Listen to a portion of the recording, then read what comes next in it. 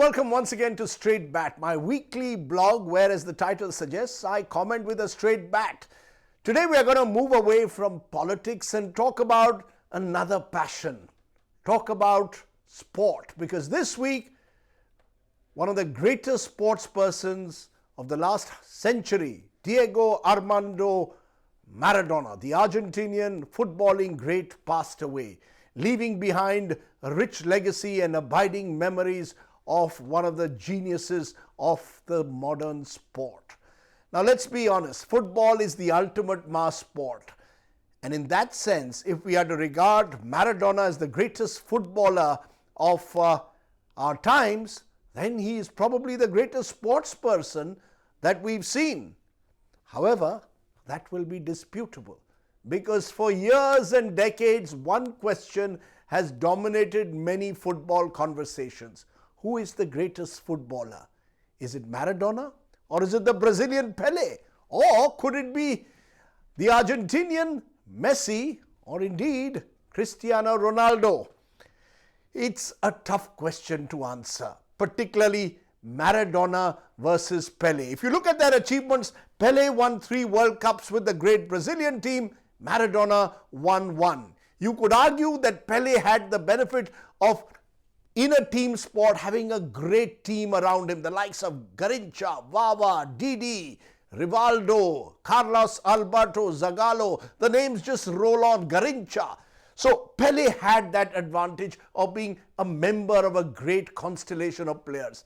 By contrast, Maradona had a good team, but certainly not a great Argentinian team to lead. And yet he almost, some would say single-handedly, took them to the World Cup title in '86 and then to the finals in 1990. When you look at them in terms of the number of goals that they scored, Pele, as the classic forward, scored more than 1,000 goals, at least 700 of them for club and country. Maradona scored half that number, but remember, he also was a creator of goals. Both of them were terrific in club football. Both of them, in a way, were hunted and haunted by tough, muscular defenders, hacked almost at times. Their legs had to be protected in a way.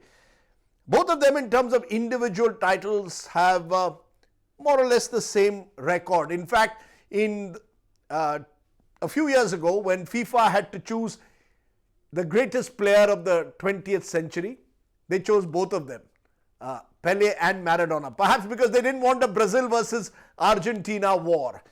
But what fascinates me is the manner in which Kolkata and Bengalis look at the Pele versus Maradona debate. It divides Bengalis. Part of Kolkata, a neighborhood of Pada, will be a Brazilian Pada which wants Pele, which believes Pele is the greatest. And just the neighboring Pada will say, nah, Diego da. So Diego da versus Pele da becomes a real debate across Bengali addas. And much like Mohun Bagan versus East Bengal, but that's club rivalry.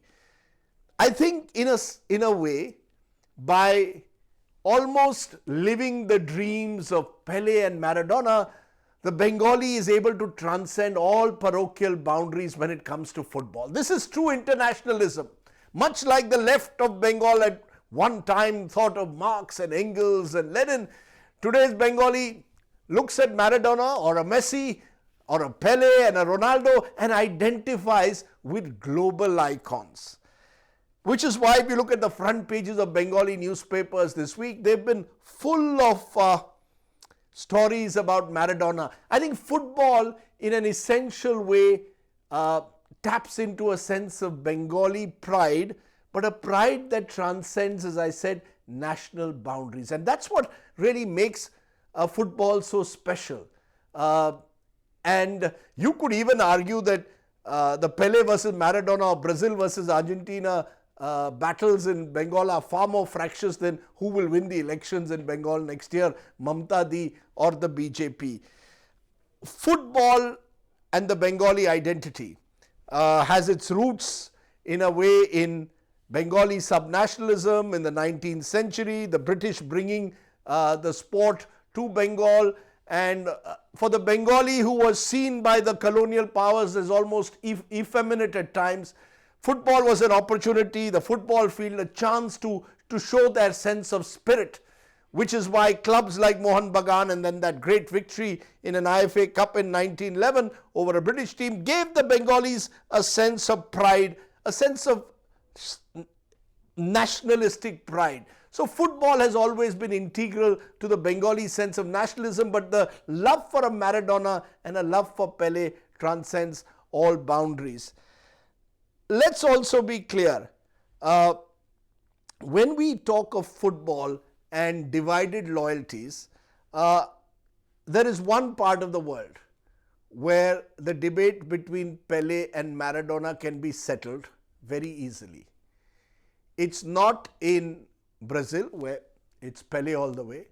It's not in Argentina, where it's Maradona all the way. But it's in one of my hometowns of Goa. We Goans also, when we play football, have a sense of internationalism. I guess because of Portuguese rule, we in a way identify with the Brazilians and therefore see ourselves as the Brazilians of Asia. And you will see along the beaches, someone will have on the back of their shirt Pele or a Ronaldo written on them, because in a way that's our universe.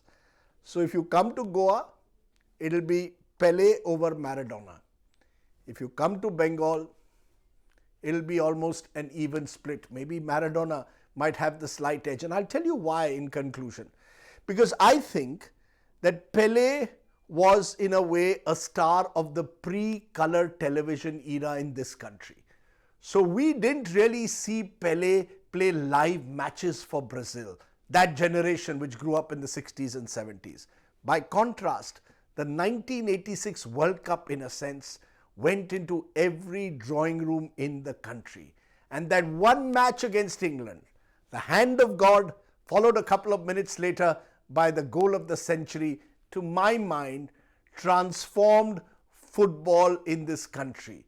Most football fans who grew up in the 80s will remember that match forever, which is why Diego Maradona, in a sense, became one of the first, if not the first, global superstar for Indian audiences.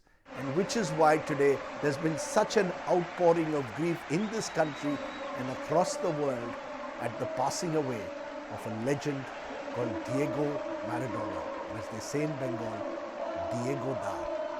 Farewell, Diego Da. Thanks for watching. This was The Straight Bat.